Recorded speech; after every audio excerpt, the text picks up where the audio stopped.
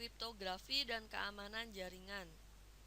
Aplikasi kriptografi dalam hal ini yaitu keamanan WLAN.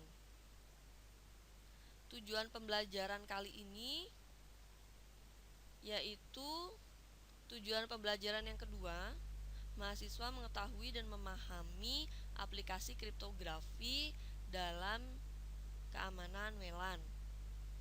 Adapun outline pembelajaran kali ini, pertama, pengenalan, kedua WEP, ketiga WPA, dan keempat WPA 2. Pengenalan.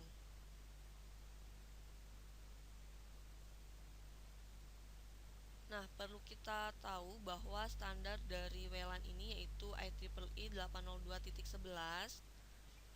Kemudian untuk keamanannya sendiri yaitu distandarkan oleh IEEE 802.11i.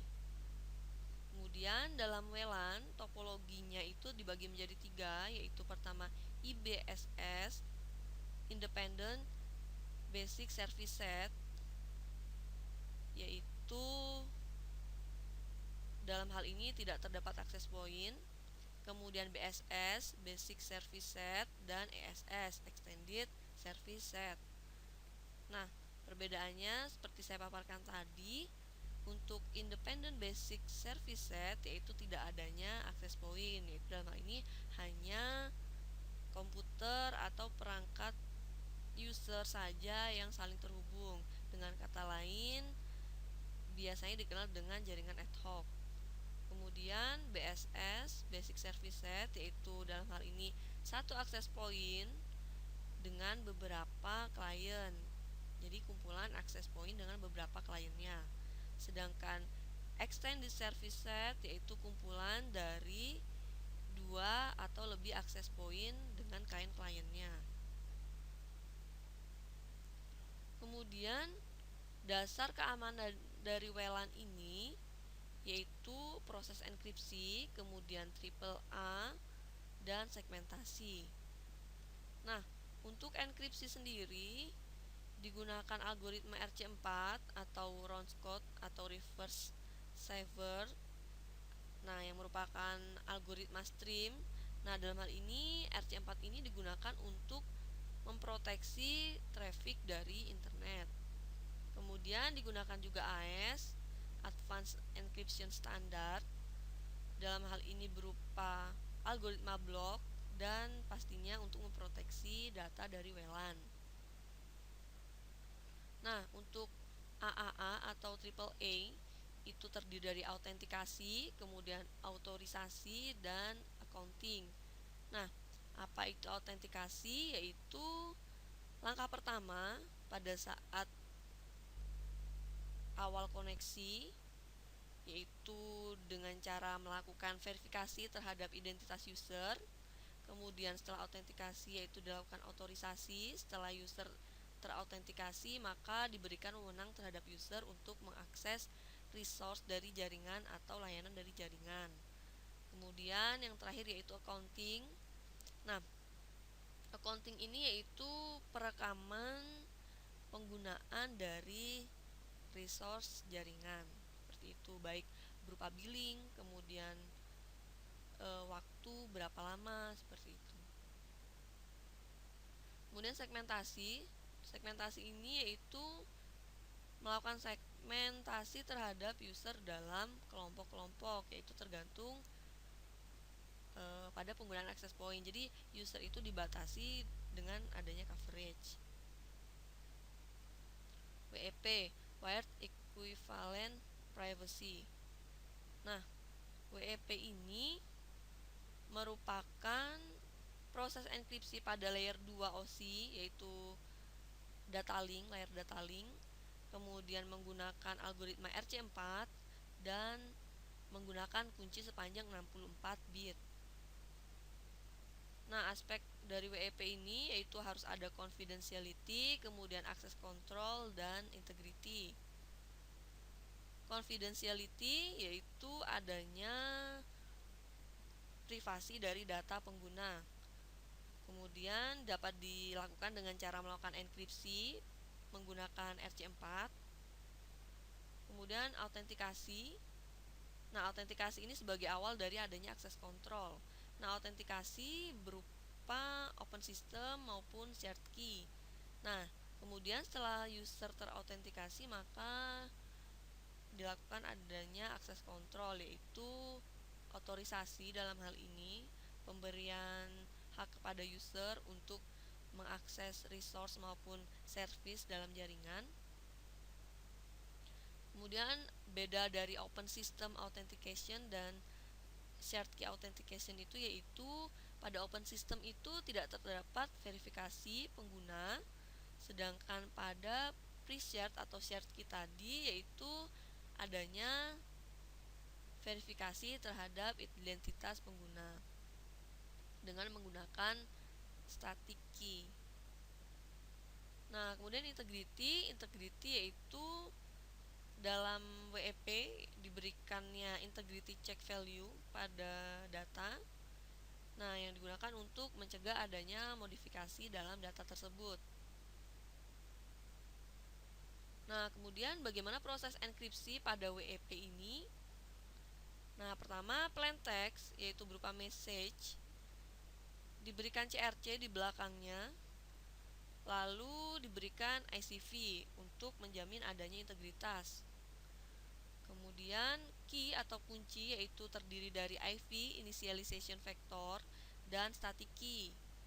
Nah, IV dan static key ini menjadi masukan dari algoritma RC4. Jadi di-encrypt menggunakan algoritma RC4 untuk menghasilkan key stream. Nah, lalu apa maksud dari 64 bit WEP key tadi? Nah, maksudnya itu tadi si key yang terdiri dari initialization vector dan static key tadi. Nah, jadi 64 ini yaitu terdiri dari 24 IV dan 40 bit static key. Nah, lalu plain text dan key stream yang sudah dihasilkan dari RC4 tadi disorkan sehingga membentuk ciphertext. Nah, ciphertext di depannya ditambahkan IV lagi, sehingga ciphertext tersebut tidak hanya ciphertext tapi ada tambahan IV di depannya. Kemudian serangan. Nah, serangan apa yang sering muncul dalam WEP ini yaitu serangan collision dari IV, kemudian wiki attack, kemudian reinjection attack, dan bit flipping attack. Nah, yang pertama yaitu collision attack dari IV. Nah, dalam hal ini karena IV tadi hanya sepanjang 24 bit sehingga kombinasinya sedikit. Nah, dan IV itu sendiri yaitu di-generate dalam setiap frame. Nah, kemudian sangat mudah dilakukan attack untuk mendapatkan secret key ketika traffic semakin padat, karena dengan hanya 2^24 kombinasi untuk di setiap frame ini, maksudnya tiap satu IV digunakan di setiap frame, maka ada 2^24 frame juga dengan IV yang berbeda. Nah, itu akan sangat mudah dilakukan attack untuk mendapatkan secret key pada saat terjadi traffic yang besar tadi. Kemudian, nah, wiki attack ya, dalam hal ini kenapa disebut wiki attack? Karena si key tadi hanya dienkripsi menggunakan algoritma sederhana yaitu RC4, sehingga kunci yang di-generate itu bisa dibilang bersifat weak, dalam hal ini kurang strong, kurang kuat. Nah, sehingga akan sangat mudah dilakukan attack. Kemudian reinjection attack. Nah, bagaimana dengan traffic yang rendah? Kalau tadi traffic yang tinggi kita bisa mendapatkan IV dengan mudah atau secret key dengan mudah. Nah, untuk traffic rendah, attacker bisa melakukan injeksi atau pengeneratan IV palsu dengan cepat ya, untuk mempercepat si generate kunci tadi. tadi, jadi dapat dilakukan injeksi dari IV. Kemudian bit flipping attack. Nah, bit flipping attack ini dapat dilakukan karena ICV bersifat weak, bersifat tidak kuat, maksudnya lemah, seperti itu. Nah, kemudian WPA. Apa itu WPA? WPA dalam hal ini pastinya memperbaiki metode enkripsi pada WEP, kemudian selain itu juga proteksi datanya diperbaiki, kemudian akses kontrolnya juga diperbaiki. Nah, aspek dari WPA ini sama dengan WEP, yaitu confidentiality, kemudian akses kontrol, dan integrity. Nah, untuk hal confidentiality, dalam hal ini dilakukan enkripsi terhadap data, yaitu menggunakan metode TKIP dan algoritmanya tetap RC4. Kemudian untuk TKIP itu sendiri, bedanya dengan yang ada dalam WEP, yaitu statikinya sudah berjumlah 128 bit. Kemudian dalam TKIP ini menyediakan adanya hierarki kunci dan manajemen kunci, sehingga untuk memprediksi adanya statiki untuk selanjutnya itu lebih susah dibanding tadi pada saat digunakan WEP. Kemudian autentikasi, yaitu mengawali adanya akses kontrol. Nah, dalam hal ini autentikasi yang digunakan yaitu untuk WPA personal digunakan pre-shared key, kemudian sedangkan enterprise menggunakan 802.1x atau EAP, Extensible Authentication Protocol. Kemudian integritas yaitu untuk menjamin tidak adanya modifikasi data. Nah, dalam hal ini untuk WPA digunakan MIC, Message Integrity Check, atau dikenal dengan istilah Michael. Kemudian WPA 2, Wi-Fi Protected Access 2, yaitu perkembangan dari WPA perkembangan dari WPA 2.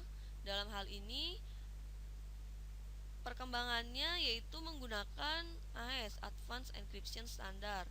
Jadi dari WPA ke WPA 2 perkembangannya itu menggunakan algoritma enkripsi AES. Kemudian aspek dari WPA 2 ini yaitu confidentiality, tadi menggunakan algoritma AES dengan metode CCMP, karena kan dalam AES ini algoritmanya berupa algoritma blok. Kemudian untuk AES sendiri yaitu digunakan 128 bit kunci, kemudian plaintext-nya juga 128 bit dalam satu blok. Kemudian autentikasinya, untuk autentikasi ini sama, mengawali adanya akses kontrol. Kemudian autentikasi yang digunakan yaitu kalau personal menggunakan pre-shared key sama dengan WPA. Kemudian untuk enterprise yaitu menggunakan 802.1x dan EAP. Nah, dalam ini masih sama dengan WPA. Kemudian untuk integritasnya yaitu pastinya tadi untuk mencegah adanya modifikasi data menggunakan MIC, tapi dalam hal ini MIC-nya sudah 8 byte. Kemudian biasanya MIC ini dikenal dengan istilah Michael. Nah, berikut referensinya.